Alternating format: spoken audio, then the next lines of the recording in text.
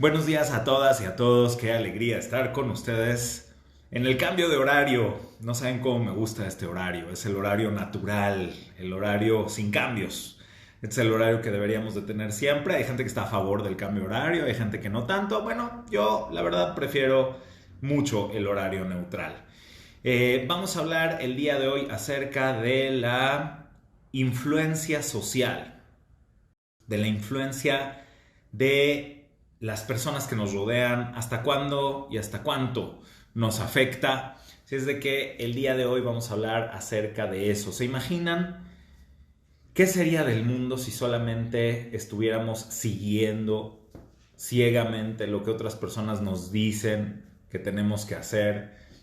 ¿Qué sería del mundo si solamente basáramos nuestra ética, nuestra moral, nuestras acciones en lo que la gente opina, en lo que la gente piensa? Y de hecho, ¿cuánto de nuestra vida es eso? ¿Cuánto de nuestra vida, cuántas veces en nuestra vida nos hemos desgastado de manera, pues, poco inteligente en estar pensando todo el tiempo en lo que otras personas piensan, en lo que otras personas opinan? ¿Por qué hablamos de esto esta mañana? Pues porque estamos empezando a estudiar, como cada año, la historia de Abraham Avinu. Y la historia de Abraham Avinu nos enseña muchísimo acerca de esta realidad, de la realidad de la influencia social. Entonces vamos a hablar de eso esta mañana.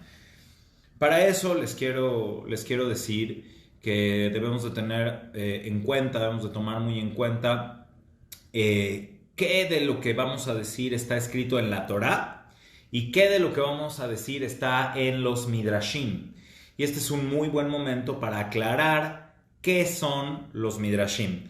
Solamente, como estamos empezando, les pediría por favorzote si me pueden confirmar que estemos bien, que nos estamos viendo bien, que la imagen está fluida. Por favor, les suplico que me confirmen eso para ver si estoy conectado a una red suficientemente poderosa o si me tengo que cambiar de red. La vez pasada sé que tuvimos como problemas de conexión. Entonces nada más confírmenme si pueden en un mensajito que se esté viendo y escuchando todo en orden. Sí, por favor, Sote. Espero su confirmación.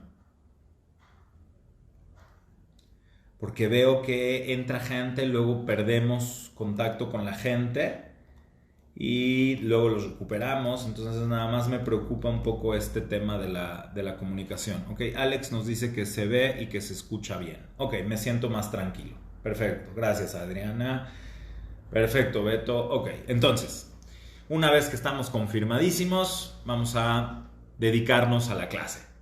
La influencia social, la historia de Abraham Avinu.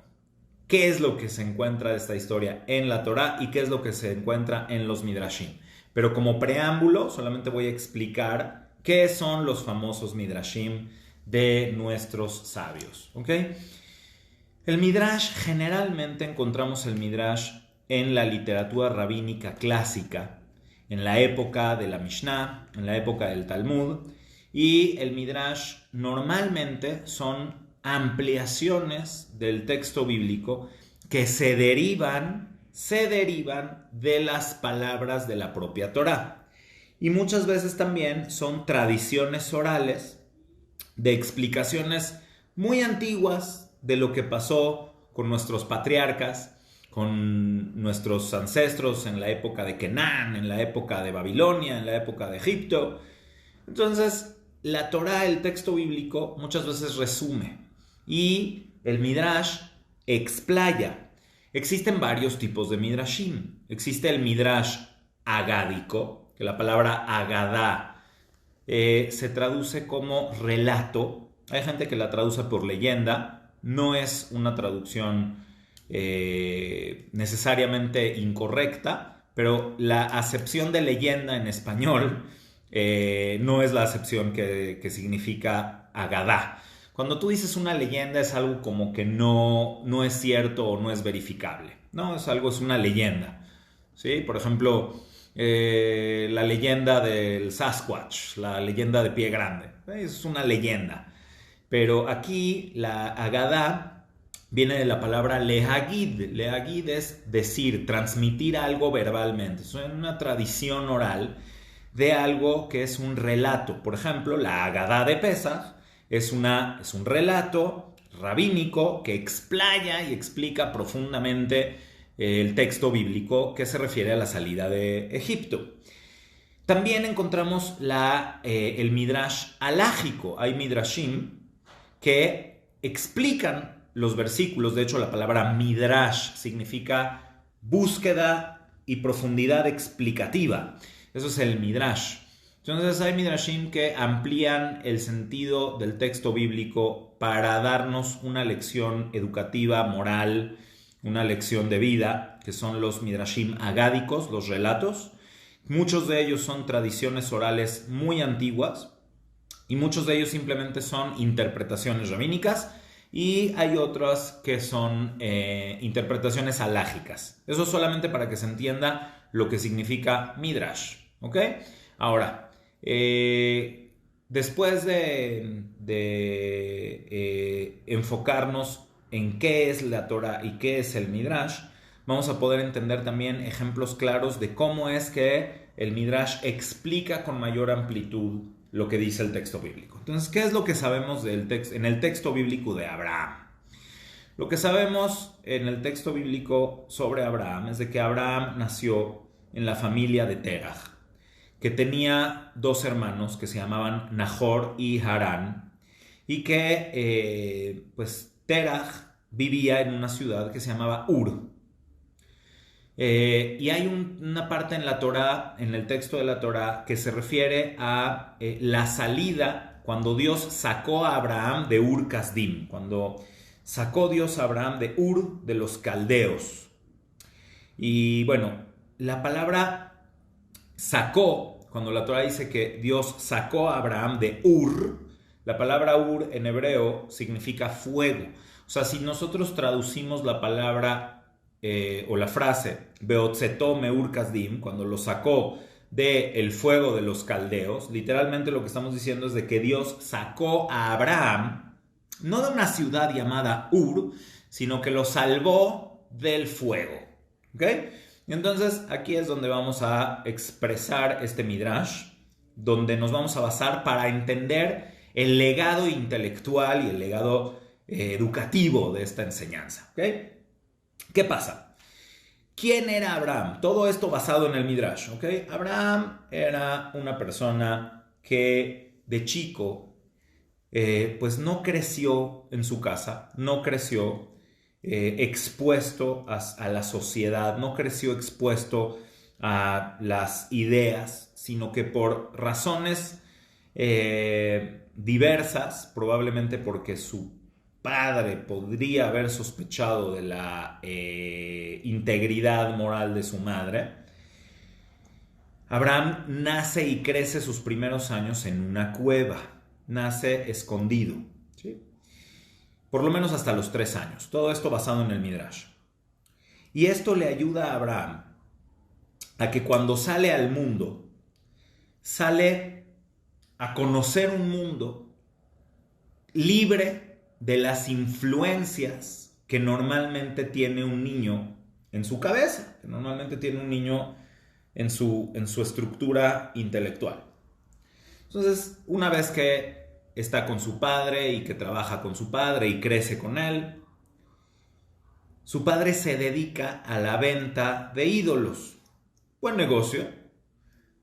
La gente en ese momento quería rezarle a los antiguos ídolos de Babilonia, tanto los ídolos semíticos como los ídolos canaanitas, que por cierto es un estudio muy interesante de ver cómo era el politeísmo en la época de Abraham, pero ya hemos hablado de eso en otras ocasiones. Si quieren, chequen la serie de clases que di sobre el verdadero monoteísmo, se los encargo si no lo han visto. Pero bueno, el tema es de que Abraham entiende que la narrativa de la idolatría es totalmente absurda, totalmente, no nada más falsa, sino ridícula. Y desafía desafía el orden de su tiempo. Como les he dicho en otras ocasiones, la idolatría es un medio de manipulación. La religiosidad sin sentido, todo tipo de religiosidad sin sentido, todas las religiones que se manejan o que se enseñan sin un sentido, se han utilizado para manipular mentes, para manipular conciencias. Eso es terrible. Y la época de Abraham no era la excepción. Entonces la gente creía que si le iba a hacer una ofrenda a las deidades de aquella época, no sé, Marduk, El, Baal, Asherah, Ashtoret, no sé, las deidades de esa época, iba a conseguir el favor, iba a conseguir la, casi sobornar a esa deidad para obtener el favor de esa deidad. Entonces a Abraham le parecía completamente absurdo el hecho de que existiera este asunto del politeísmo, porque pues se daba cuenta que se utilizaba esto para manipular a los demás, y también se daba cuenta de que si existía una fuerza suprema, creadora, con la cual nosotros tenemos que relacionarnos, no es una fuerza que está en pugna con otras fuerzas, sino es una fuerza suprema que lo unifica todo. Pero como les menciono, hoy vamos a hablar de la influencia social. Para mayores informes sobre el politeísmo y el monoteísmo, de verdad vean la serie de clases que di sobre el monoteísmo, muy recomendables. Entonces, Abraham Avinu se rebela en contra de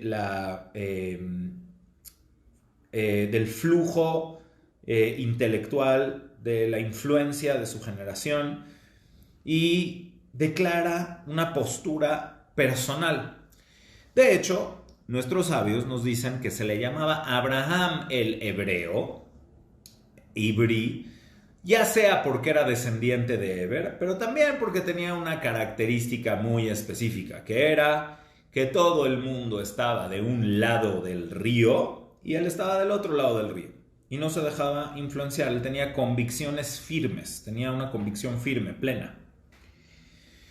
Entonces, nos cuenta el Midrash que, como probablemente muchos de ustedes lo saben, Abraham destruyó los ídolos de su padre, de Terach, y pues puede ser que su propio padre lo denunció ante la autoridad de Babilonia y se le juzgó.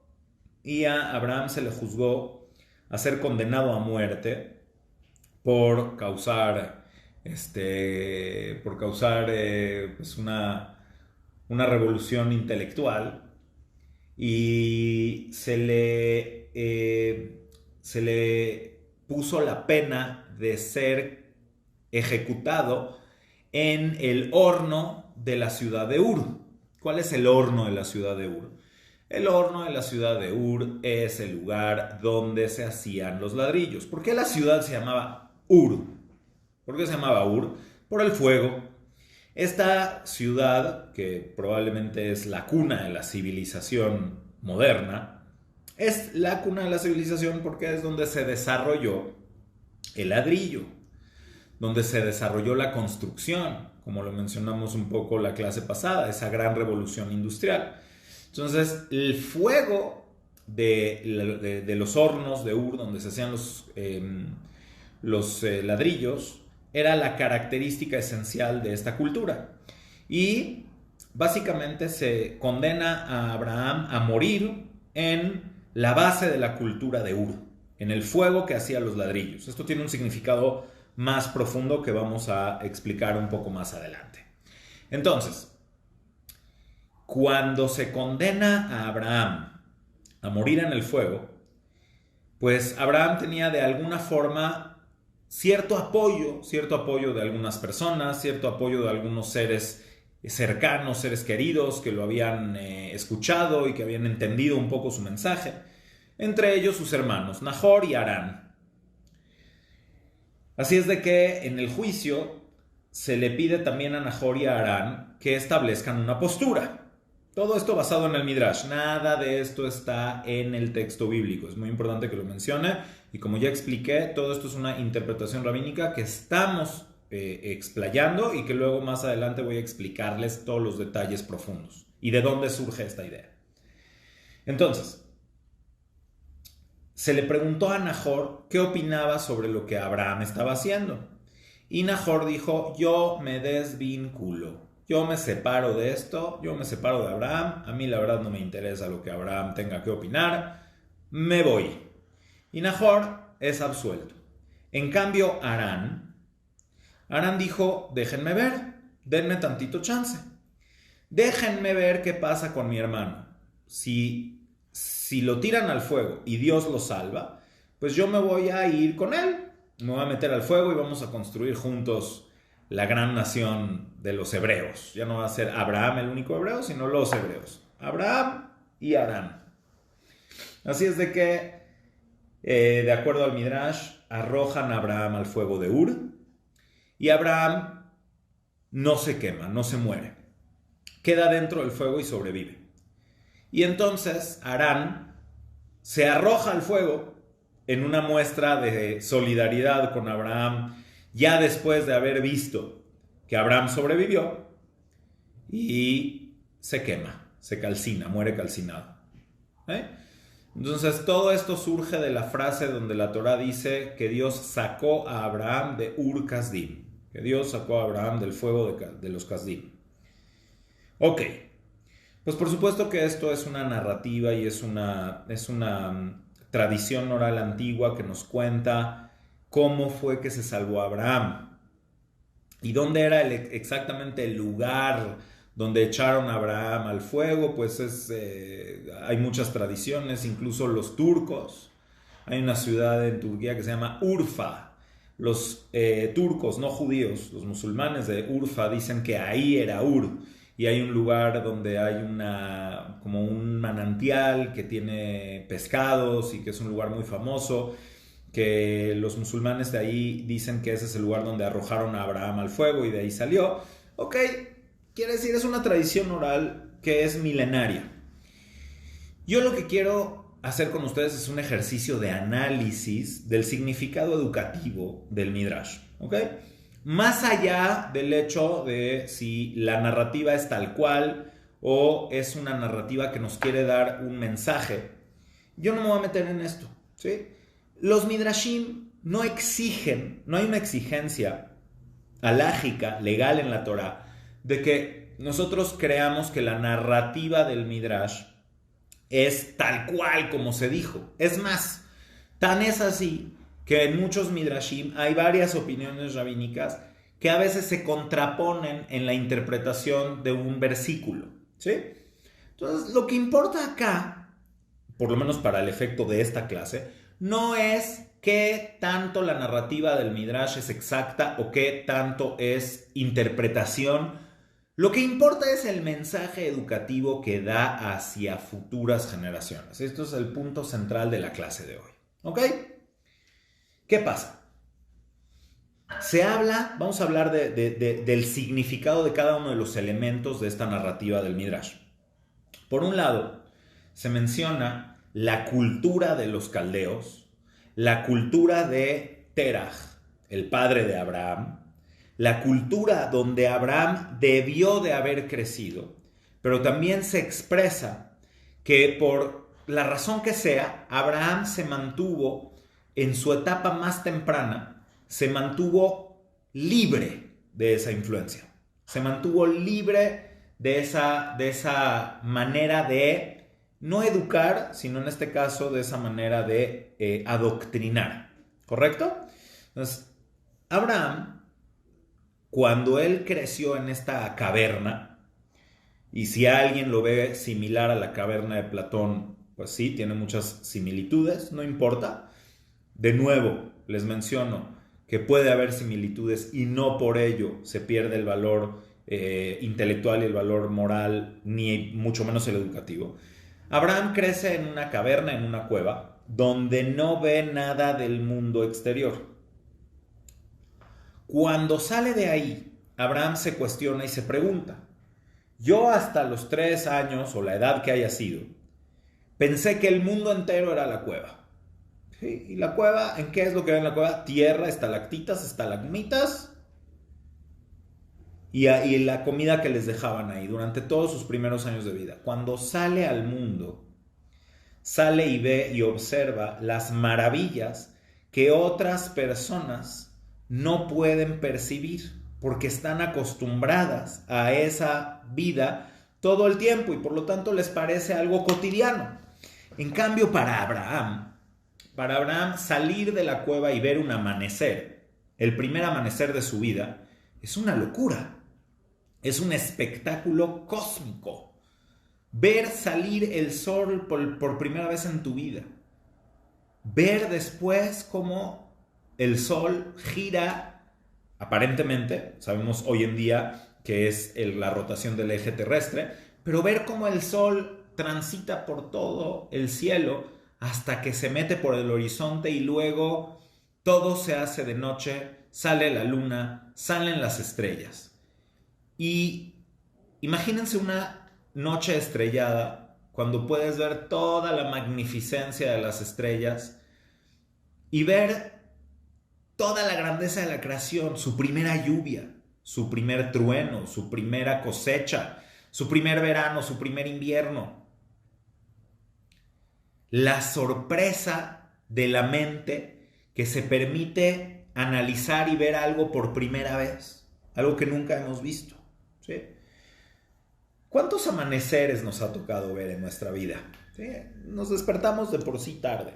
Pero yo recuerdo, por ejemplo, un amanecer hace algunos años que estaba en un lugar en el mar, estaba en alguna playa, donde la playa daba hacia el oriente, era probablemente en el mar del Caribe, en algún lugar por ahí. Y recuerdo perfectamente que me quedé una noche leyendo. Me pasa seguido, empiezo a leer algo, me clavo y me quedo leyendo y se me amanece. Entonces yo estaba en el balcón con la brisa de la mañana y vi el amanecer en el mar. Había visto muchos atardeceres en el mar, pero este fue el primer amanecer que vi en el mar.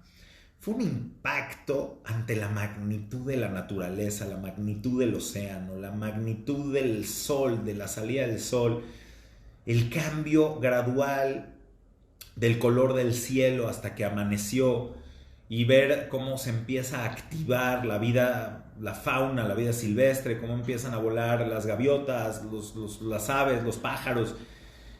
Y así me puse mi tefilín y empecé a rezar viendo el amanecer y el nivel de conexión que tuve en esa mañana fue tan espectacular que no logro olvidarlo y de verdad es algo que podría ser todos los días, pero simplemente estamos en una rutina que no nos permite maravillarnos de esa grandeza, de esa magnificencia todos los días. Entonces estamos hablando de una mente que se permite sorprender y que se permite analizar. Ok. Vamos a ver la dimensión metafórica de esto, ¿sí? No estoy diciendo que el relato del Midrash necesariamente sea metafórico, pero tampoco lo quiero encerrar en un relato tal cual que puede haber sido transmitido desde hace 4000 años de boca en boca de nuestros padres y nuestros abuelos de cuál fue la historia real. Quizás esta es la historia tal cual, pero quiero irme a la parte metafórica.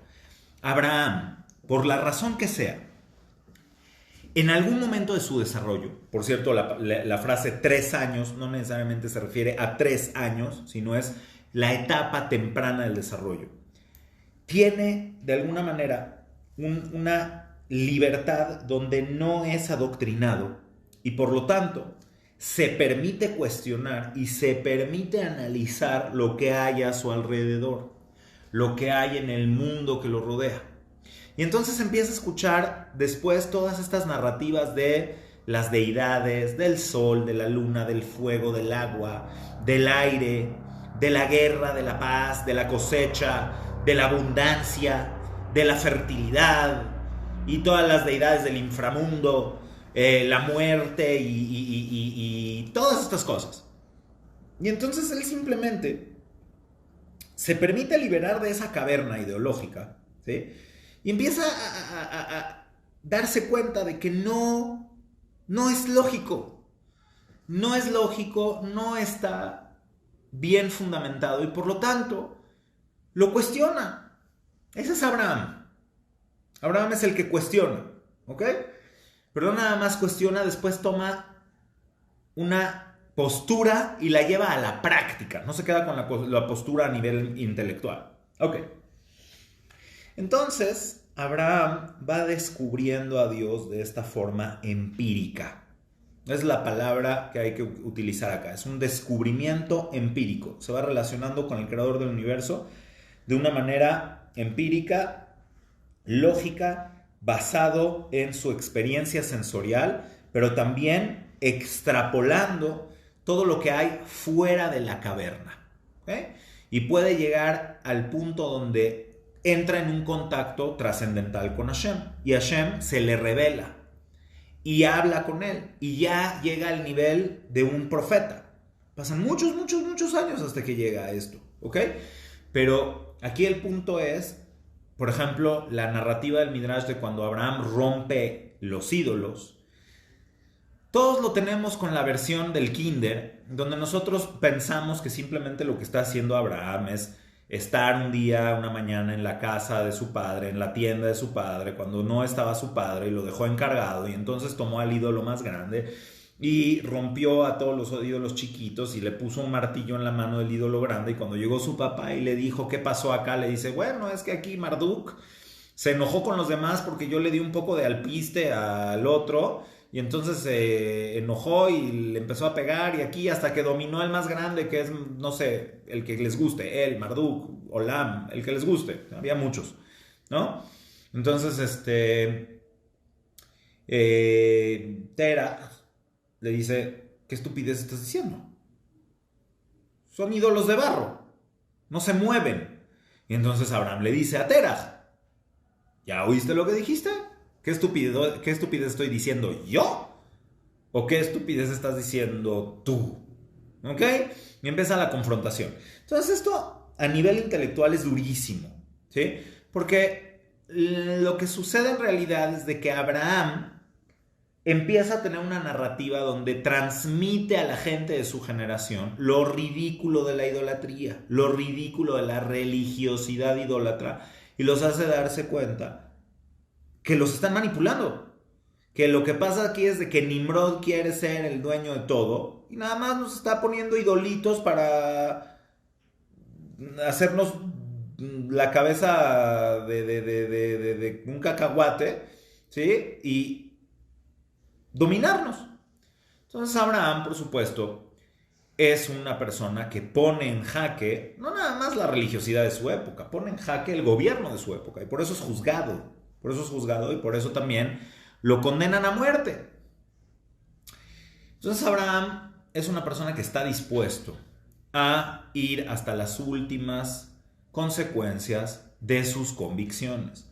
No es una persona que simplemente se deja llevar o que se deja convencer por otros. Él tiene una postura construida por su criterio, construida por su entendimiento. Y entonces puede también tener la convicción plena de que tiene una identidad. Por eso todo el mundo podía estar de un lado del Nahar, de un Eber, de un lado del río, y Abraham del otro Eber. Por eso era Abraham ha-Ibri, el loco este que está del otro lado, del Nahar. Pero bueno, esto se lo digo siempre a los emprendedores, siempre se lo digo a la gente que tiene ganas de hacer cosas nuevas, ganas de hacer cambios, ganas de tener una identidad. Y bueno, esto se lo dije hace pocos días a nuestro próximo presidente electo de la comunidad. Se lo mencioné y le dije, porque él decía en su discurso pues de aceptación del cargo cuando se hicieron las elecciones, dijo, hay gente que me dijo que estoy loco, que cómo me voy a meter en un asunto como el que me estoy metiendo, que la pandemia, que la situación, que no sé qué. Y él decía que a pesar de que le dijeron que estaba loco, pues él está dispuesto porque sabe la grandeza de la comunidad y que vamos a salir adelante. Y yo en mi discurso le decía que no sé si él está loco, pero lo que sí sé es de que es muy valiente, ¿sí? Y si nos ponemos a analizar la historia, todos los que han dejado huella en la historia son aquellas personas que han logrado tener la capacidad de ser valientes y de tener una postura y de ser innovadores y de hacer las cosas a pesar de que la mayoría de la gente piensa otra cosa, ¿sí? ¿Cuántas veces nos hemos encontrado con frases como: es que nunca hemos hecho eso así, es que siempre se hacía de esta forma, es que no, no, no, no, no, no, no. Tenemos que lograr tener una identidad personal y desarrollar esa identidad personal. Ahora bien, este es Abraham Avinu. Si este es Abraham Avinu y este es el eje central del pueblo hebreo, la raíz, la semilla del pueblo hebreo, de todo Am Israel, y también es el padre, el patriarca de muchas naciones del mundo y de una ideología entera que impactó no nada más al judaísmo, impactó a todo el mundo occidental, impactó por supuesto al Islam. Es un padre de una ideología universal, ¿sí? Entonces, nosotros no podemos pretender de ninguna manera que la Torá sea transmitida como una doctrina, como un adoctrinamiento. Ese es un detalle más que voy a explicar en un momento. Pero antes de llegar a eso, quiero enfocarme un segundo en Harán. ¿Sí? Ya analizamos a Abraham. Voy a analizar a Harán y a Teraj. Perdón, a Nahor. Los hermanos de Abraham eran Nahor y Harán. Teraj era el padre estaba atabanado y fue y denunció a su hijo, y aunque después a lo mejor hicieron las paces, eso es otra cosa. Nahor también se terminó convirtiendo, por ejemplo, Nahor fue el padre de Betuel. Betuel fue el padre de Ribcá, que eventualmente es una de nuestras matriarcas, y también es el padre de Labán, que era el padre de Rachel y de Lea. Es decir, toda la familia de Abraham quedó relacionada. ¿Por qué? Porque además también Sarai, que después su nombre iba a ser cambiado por Sara, era la hija de Harán. Y Lot era el hijo de Harán también. O sea, del lado de Nahor llegó Betuel y sus hijas, sus hijos y nietos, bueno, sus hijas y nietas, que se emparentaron con la familia de Abraham. Y del otro lado, Harán fue padre de la esposa de Abraham. Algo muy común en las culturas semitas hasta hace muy poco tiempo. De hecho, en árabe, suegro se dice ami, que eso significa tío. Ami es tío porque muchísima gente se casaba con sus sobrinas, ¿sí? O con sus primas. Entonces, la palabra ami significa tío o así. Y Martami, para los que hablan árabe, es la esposa de mi tío. En síntesis, era costumbre semita muy común que todo quedara entre familia. Entonces, ¿qué pasa con Nahor? Nahor, desde el momento en el que se juzga a Abraham, él se desvincula. Dice: yo no le entro, yo me voy. Y se va. En cambio, Harán dice: déjenme ver.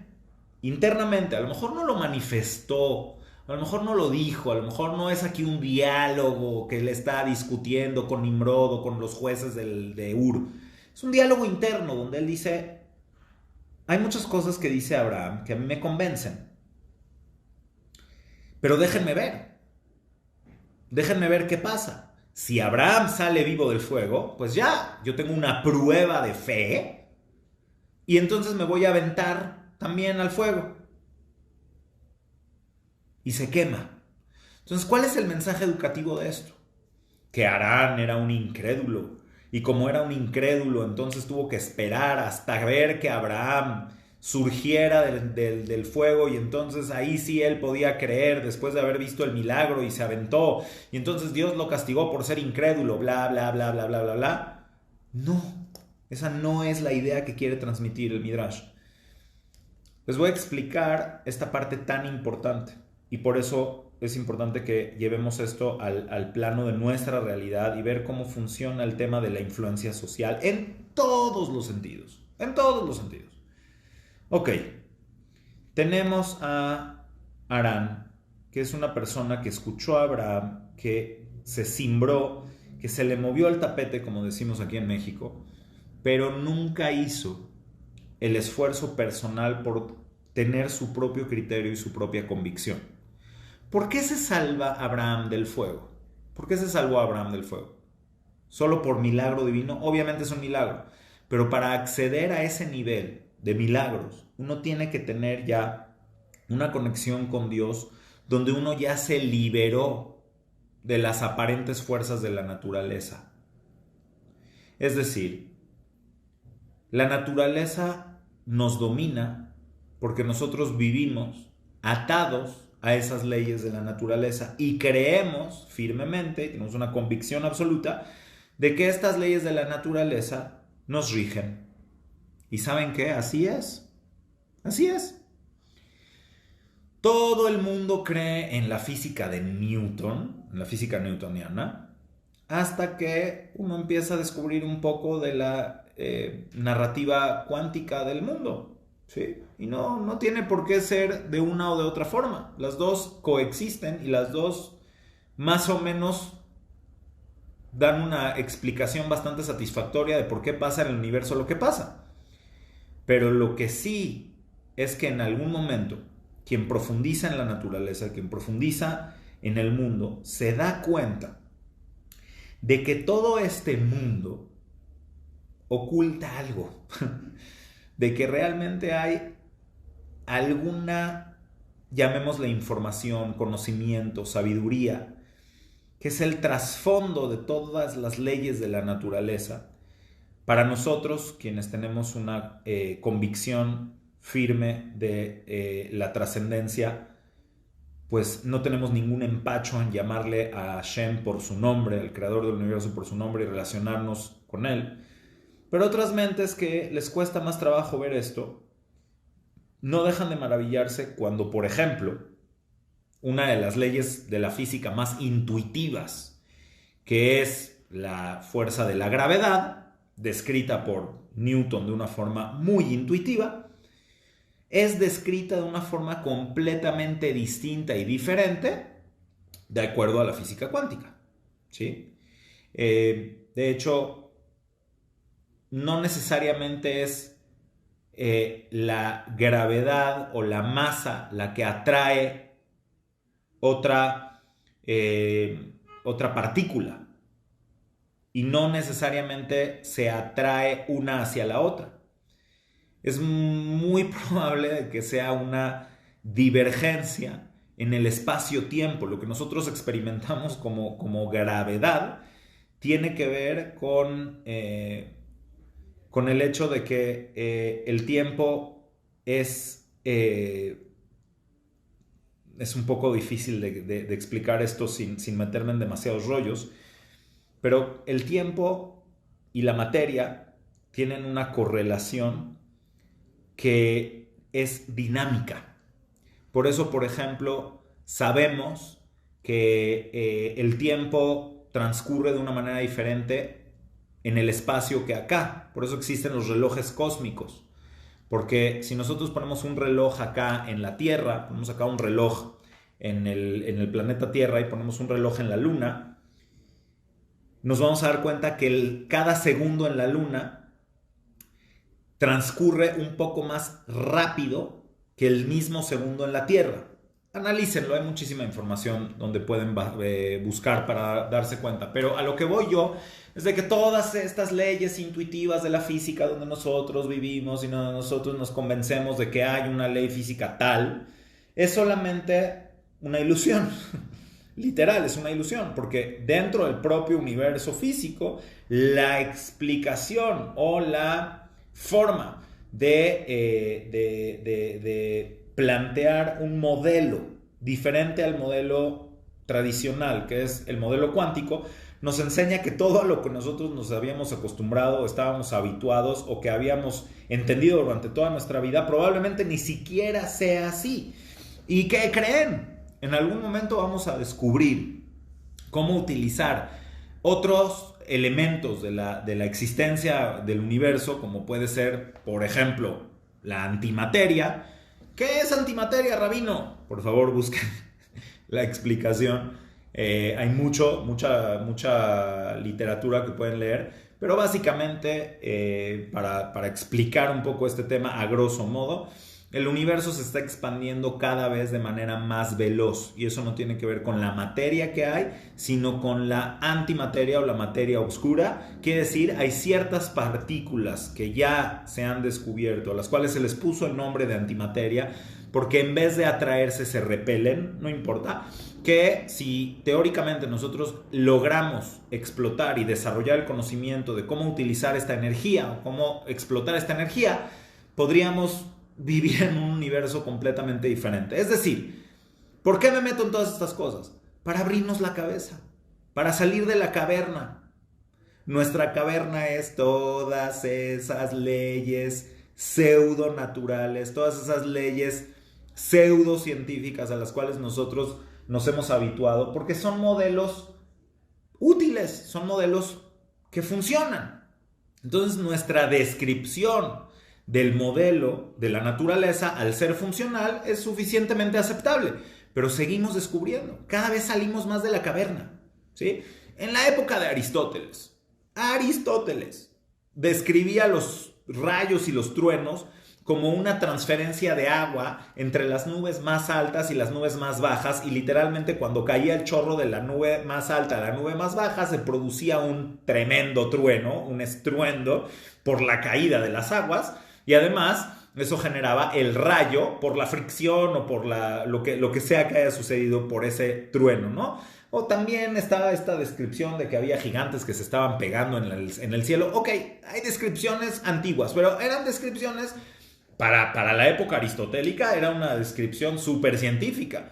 O sea, de estar pensando que hay dos gigantes en el cielo que se están peleando, o sea, una pelea de lucha libre en las nubes, y por eso hay rayos y truenos, o pensar de que las aguas, fíjense, el avance científico, las aguas que estaban más arriba caen hacia abajo y caen a las nubes de abajo y causan este estruendo. Bueno, es un modelo que dices, ok, pues sí, funciona, me puede dar un entendimiento. Y hay muchas cosas que describieron los filósofos de la antigüedad, no nada más Aristóteles, no sé, Demócrito, quien habló de los átomos por primera vez, ¿sí? O, bueno, obviamente Pitágoras, obviamente, pues todos los filósofos matemáticos, los que describieron el mundo con las herramientas que tenían en su época, pues hicieron que se saliera de la caverna. El propio Platón, para no ir más lejos, ¿no? ¿Okay? El propio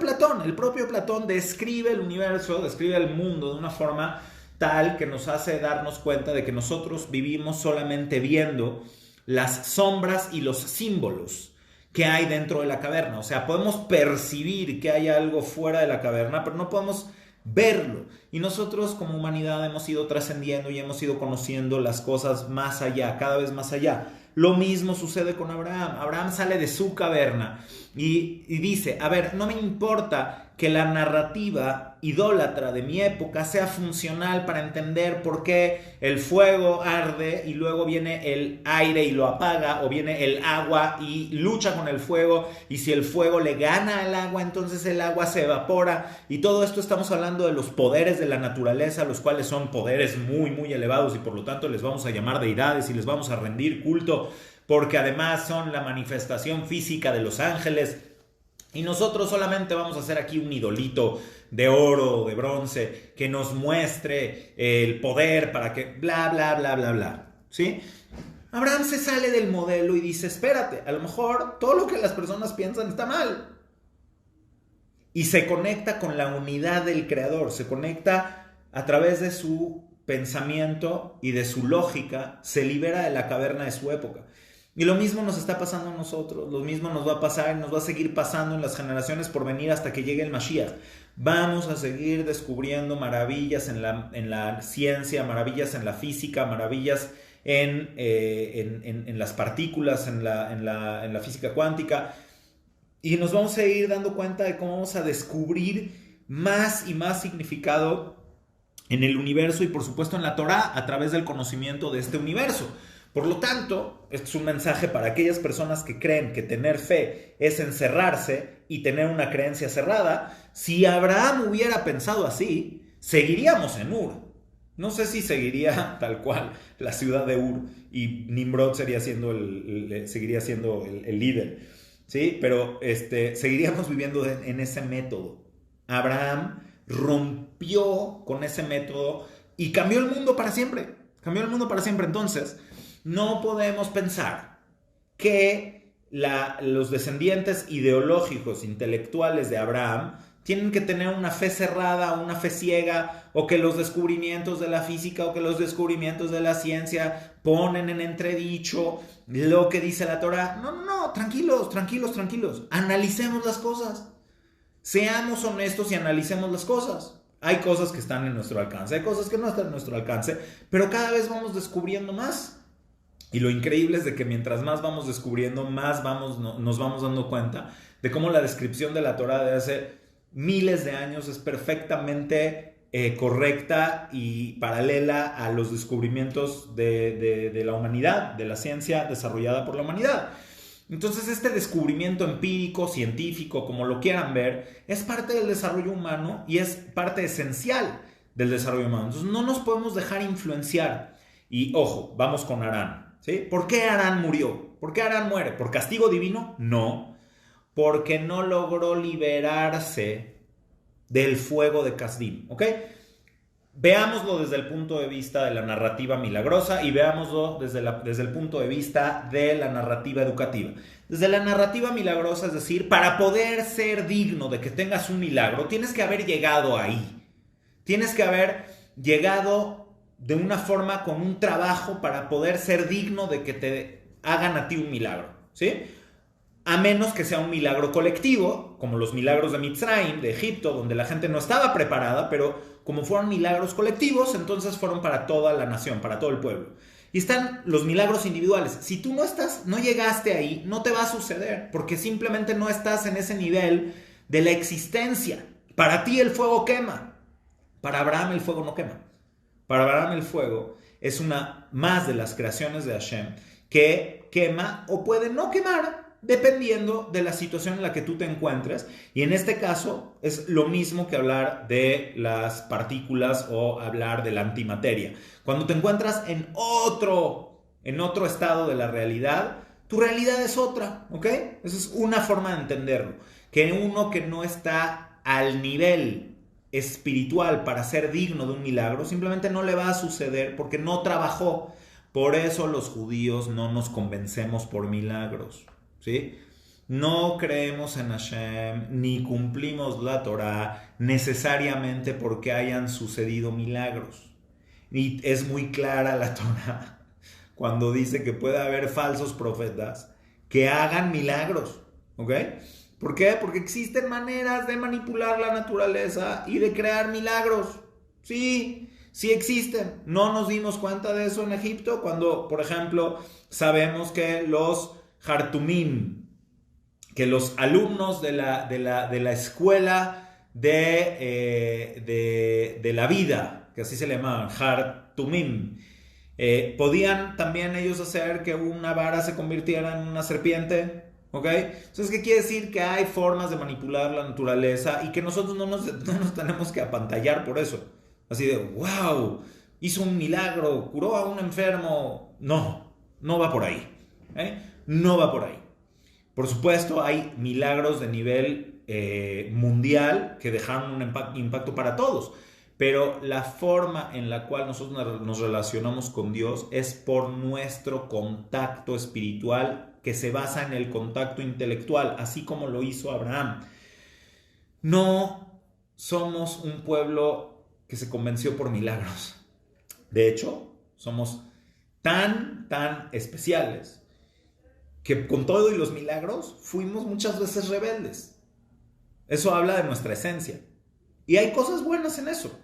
Porque la verdad, honestamente, si te pones a pensar real, ¿por qué yo voy a tener que cambiar algo de mi estilo de vida nada más porque sucedió un milagro? O sea, algo fuera de la naturaleza. Ok, pasó. Dame a mí una explicación funcional de la vida. Dame a mí una explicación funcional de la mente, del espíritu, de la materia, de las emociones. Para eso es la Torah, para eso son las mitzvot. Y entonces puedo tener una convicción real de que mi vida tiene un significado y de que tengo un impacto en el mundo y que por eso tengo un deber, una obligación de tener una forma de vida, de hacer algo, de hacer un cambio. No me vengas a decir que las cosas son porque alguien hizo un milagro, por favor. No, no es así. No es así. No es así. Y la gente inteligente me va a captar esto muy bien. Ahora, ¿qué quiere decir? Bueno, voy aquí a hacer una acotación. No quiero decir gente inteligente y gente poco inteligente. Hay gente más preparada y gente menos preparada. Entonces hay gente que debemos de abrir la cabeza y la mirada y la mente para darnos cuenta de que Dios nos hizo inteligentes, curiosos, preguntones por una razón. Para no dejarnos llevar por las masas. Y esto va en todos los sentidos. ¿Okay? Les decía, hay la interpretación más allá. Ya les expliqué la parte milagrosa, ahora veámonos de otra forma. ¿Qué tal si el fuego de Ur solamente es el fuego de la cultura? ¿Sí? La cultura de Ur. La cultura de Ur se relaciona con el fuego y los ladrillos. ¿Ok? Eso es la cultura de Ur. Entonces, ¿qué pasaría si entendemos esto así? Nahor de entrada dijo, este Abraham está muy, muy elevado, está muy fumado. Yo, la verdad, yo quiero ver el partido del América. No sé, de los Pumas, de las Chivas. A mí no me compliquen la existencia con todas estas cosas. Ya es suficiente tengo con pagar impuestos sin Nimrod y sus rollos. A mí déjenme en paz. ¿Ok? Se desvincula de Abraham. No es un ser trascendental. No, es un idólatra como todos los demás. Se desvincula, se separa y después de varias generaciones el impacto de Abraham saca algo bueno en sus hijas, sus nietas. Harán también tiene un impacto tremendo, pero Harán es una persona que no logra tomar el paso de la convicción. Duda y no porque no tenga argumentos. Duda porque necesita ver el resultado de las cosas. Y ahí es donde tú ya no tienes una identidad, donde tú ya no tienes una identidad personal, donde te dejas llevar por ese resultado de las cosas. Volviendo a la metáfora futbolística, ¿sí? O sea, ¿le vas a un equipo solamente porque ganó?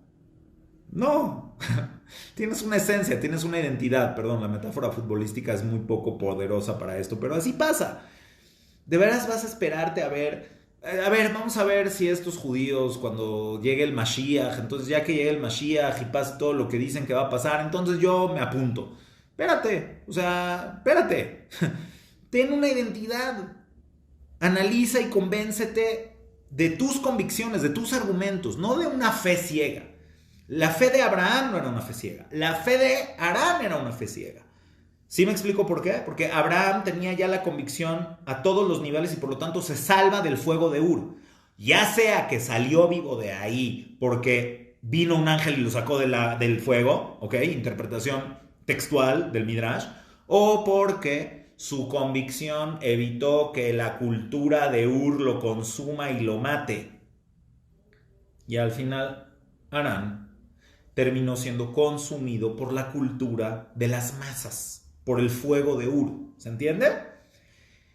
Y entonces, bueno, Sarai y Lot van con Abraham y hay dos versiones diferentes entre Sarai y Lot, y esto nos puede hablar también de la dualidad en el pensamiento en el propio Harán. Lot termina siendo lo que es, eso es para otra clase, y Sarai termina siendo la esposa de Abraham y la creadora del pueblo de Israel. Es decir, hay un gran poder en Harán que se manifiesta en Sará.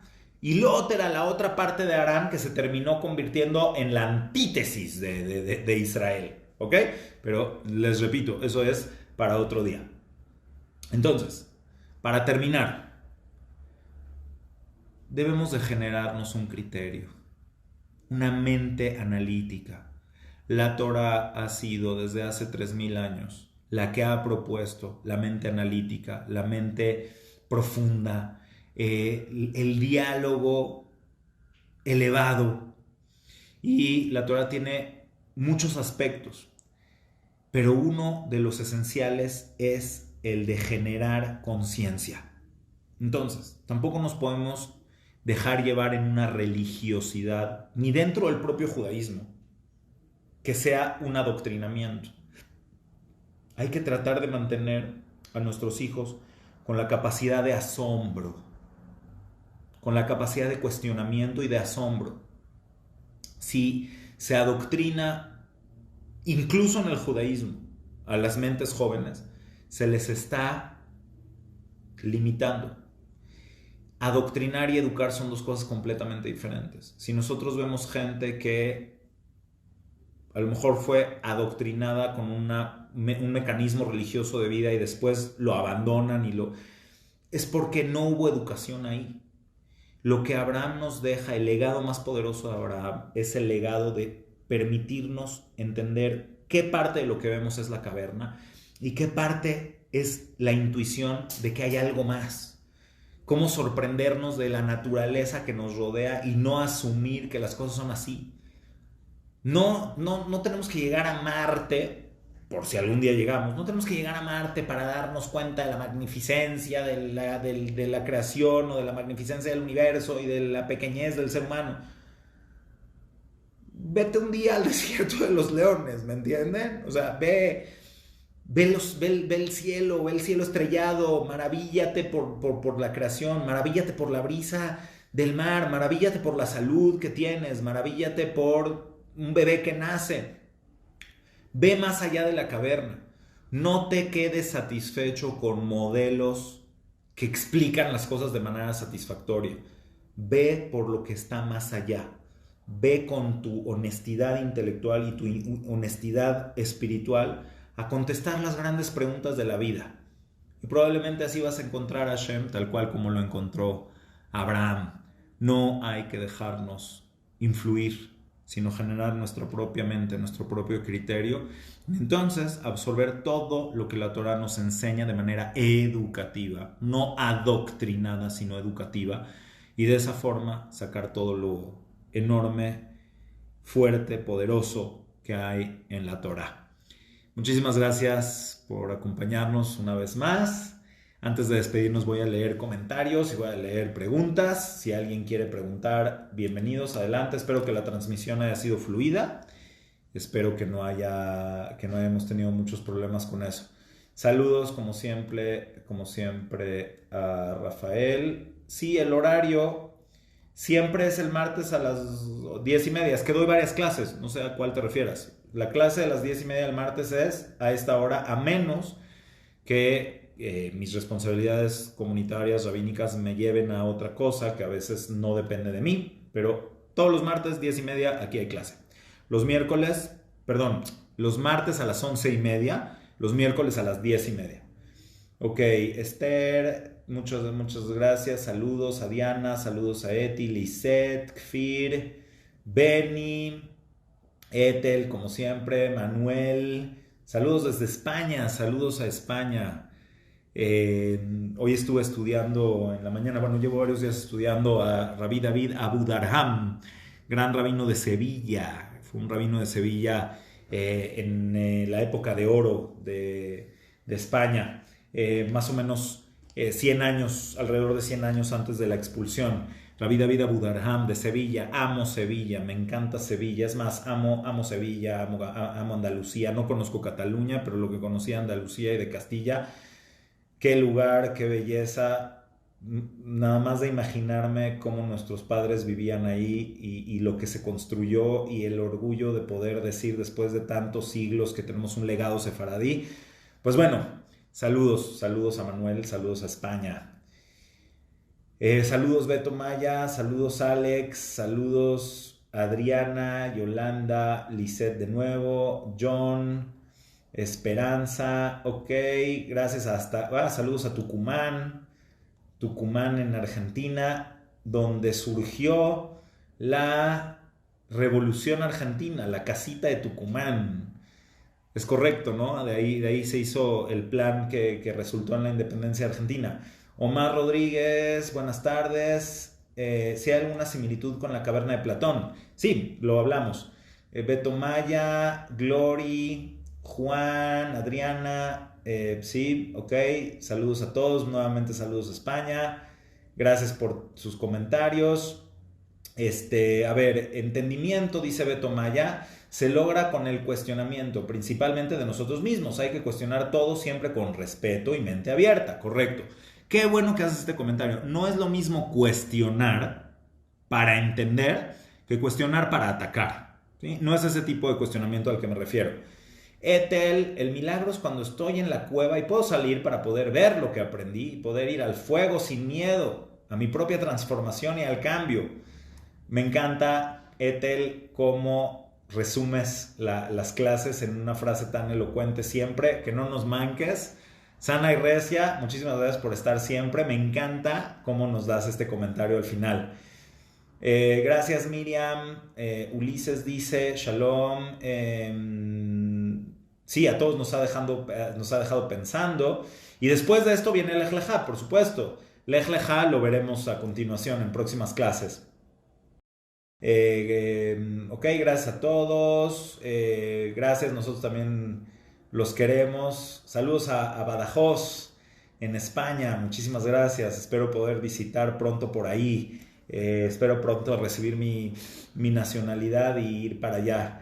Ya fui a firmarla, ya fui a firmar mis papeles de nacionalidad. Espero pronto recibirla. Lisette, gracias de nuevo.